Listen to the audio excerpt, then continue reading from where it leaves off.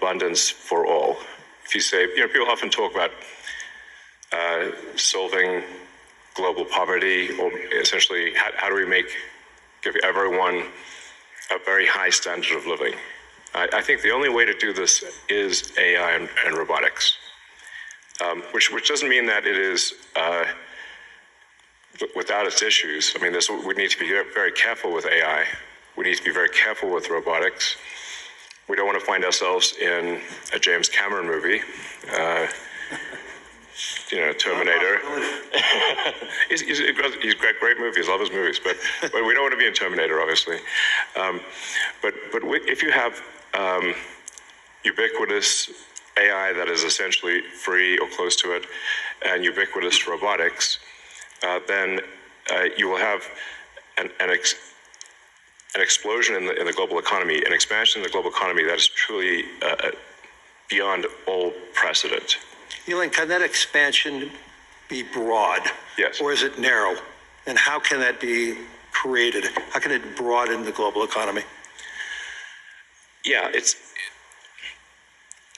I mean, the way to think of it is that if you have a large number of humanoid robots, the economic output is the average productivity per robot times the number of robots. Right. And actually, my prediction is in the benign scenario of the future that the robots will actually make so many robots in AI that they will actually saturate all human needs. Meaning you won't be able to even think of something to ask the robot for at a certain point. Like there will be such an abundance of goods and services because my prediction is that there'll be more robots than people. So, but how do you then have human purpose in that scenario? Yeah, I mean, nothing's perfect, but it is a necessary. Like you can't have both. You can't have work that has to be done and amazing abundance for all.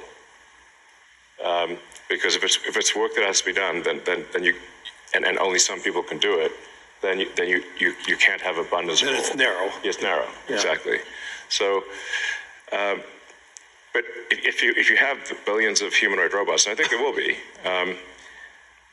I think everyone on Earth is going to have one and going to want one, because who wouldn't want a robot to, assuming it's very safe, watch over your kids, take care of your pet. If you have elderly parents, a lot of friends of mine said they have elderly parents. It's very difficult to take care of them. Expensive. Yeah, it's expensive, and there just aren't enough people to take care of there aren't enough young people to take care of the old people. Right. So if you had a robot that could take care of and protect an elderly parents, I think that would be great. That would be an amazing thing to have. And I think we will have those things.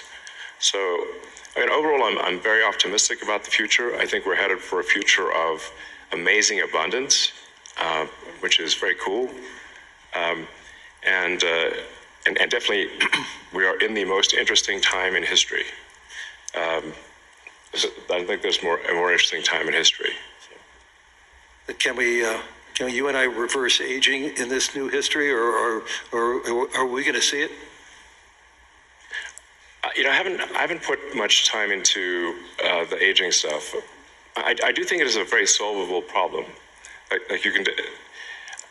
I think when we figure out what causes aging, I think we'll find it's incredibly obvious. It's not a subtle thing.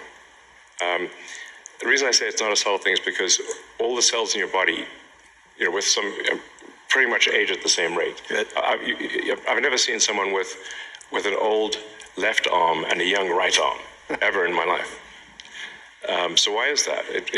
That means that there must be a clock, a synchronizing clock, right, that is synchronizing across 35 trillion cells in your body.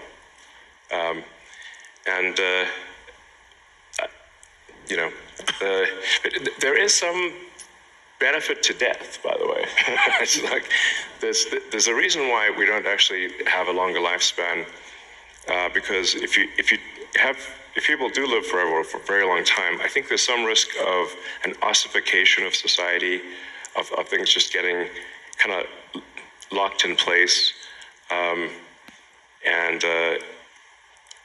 it just may become stultifying, just not lack vibrancy.